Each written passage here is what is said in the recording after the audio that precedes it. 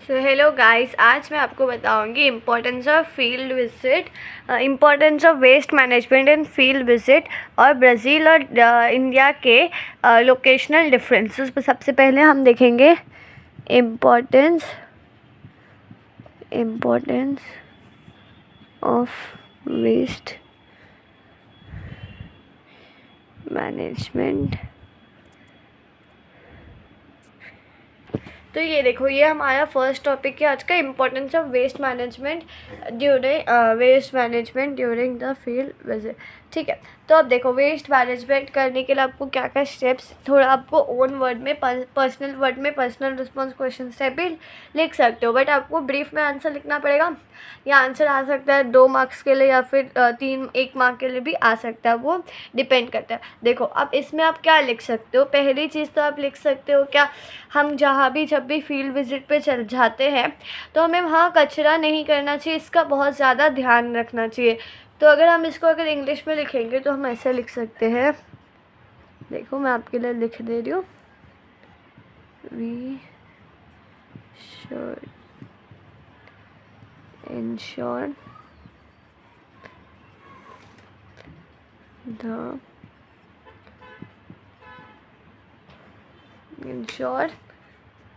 ऐसे लिख दो, we should ensure that the clean फिर से गड़बड़ cleanliness of the place we visit should be maintain. देखो, ये हमारा हो गया सबसे पहला पॉइंट। हम इसमें क्या बोल रहे हैं, जहाँ पे भी हम जाते हैं तो हमें वहाँ का जो साफ़ सफाई, जो क्लीनलीनेस होता है उसको मेंटेन रखना है, जैसे साफ़ सुथरा है वैसे ही रखना है। ठीक है, तो ये हमारा फर्स्ट पॉइंट हो गया, तो इंट्रोडक्शन वगैरह। सेकेंड पॉइंट लिखते हैं, we shouldn't throw litter out of, गड़बड़ हो रहा है आज बहुत ज़्यादा, सॉरी, out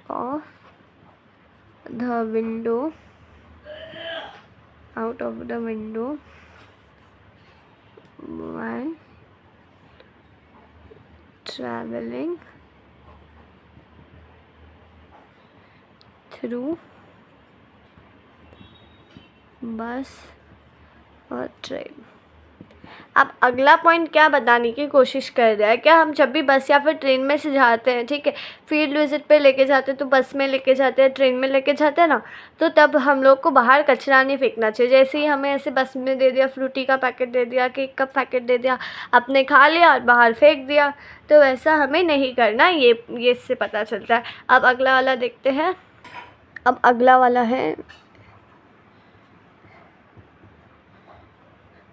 बहुत गड़बड़ हो, ठीक है, बहुत ज़्यादा गड़बड़ हो रहा था तो मैंने अब लिख ही दिया, पढ़ते हैं।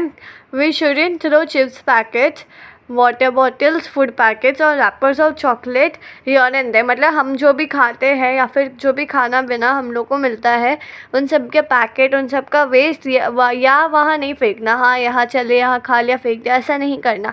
उसके बदले हम क्या करेंगे, उसको अपने पॉकेट में रख देंगे। अब डस्टबिन तो ऐसे हर जगह मिल ही जाएगा आपको, बट अगर आपके आसपास डस्टबिन नहीं है तो हम क्या करेंगे, उसको पॉकेट में रख देंगे और फिर जैसे ही डस्टबिन मिलेगा हम उसको फेंकेंगे। इस तरह हम जहाँ भी जाते हैं फील्ड विजिट के लिए, वहाँ का क्लीनलीनेस मेंटेन रखने का हमारा रिस्पॉन्सिबिलिटी होना चाहिए। तो यही इस आंसर का मतलब था। अब देखेंगे हम इंडिया और ब्राज़ील का लोकेशनल डिफरेंस। तो हम लोग को लोकेशन समझने के लिए क्या क्या पढ़ना पड़ेगा, फिर क्या क्या समझना पड़ेगा, उसमें सबसे पहले आता है लॉन्जिट्यूडनल लोकेशन। देखो,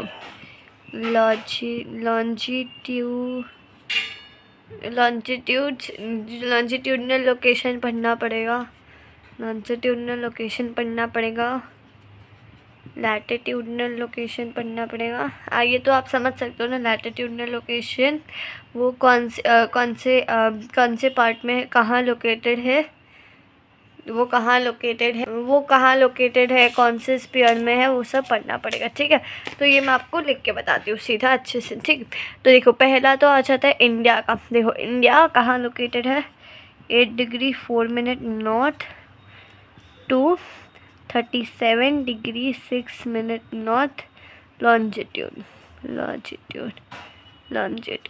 तो ये था इंडिया का longitudinal location.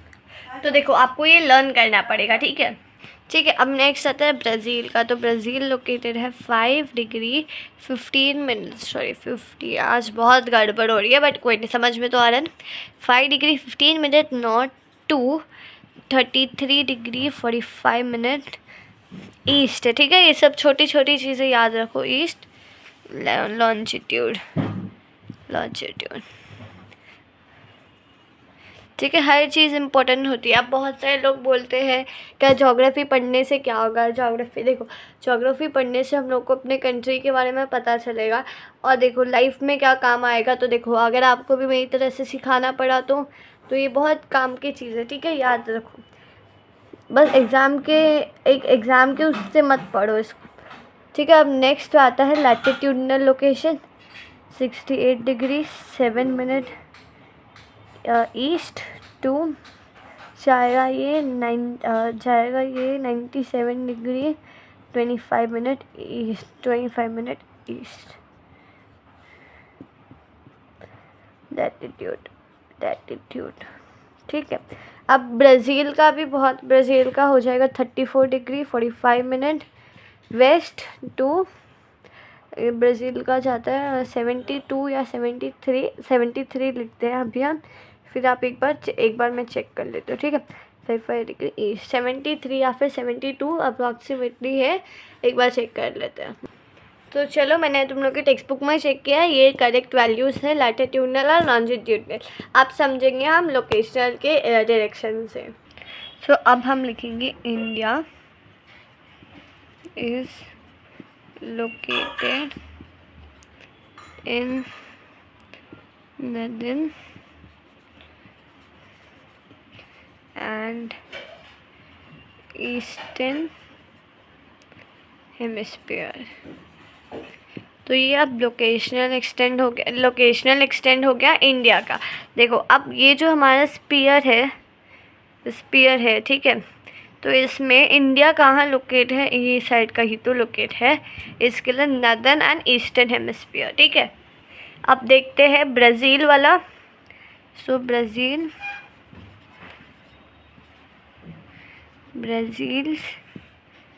some part is located in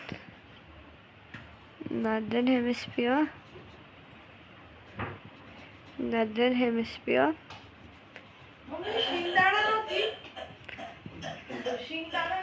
तो अब ये वाला पॉइंट समझते हैं। ब्राज़ील का कुछ हिस्सा जो है वो नॉर्दर्न हेमिस्फीयर में लोकेटेड है, मतलब ये हमारा स्फीयर है, कुछ हिस्सा नॉर्दर्न हेमिस्फीयर में लोकेटेड है बट थोड़ा हिस्सा उसका सदर्न हेमिस्फीयर में भी लोकेटेड है, थोड़ा क्या ज़्यादा हिस्सा सदर्न हेमिस्फीयर में लोकेटेड है, ठीक है। तो ये था लोकेशनल एक्सटेंट। और फिर जो एशियन कॉन्टिनेंट में इंडिया का लोकेशन है वो सदर्न पार्ट में और ब्राज़ील का नॉर्दर्न पार्ट में। तो this is all for today's video. आप अपने फ्रेंड्स के साथ शेयर करो और चैनल को सब्सक्राइब करो।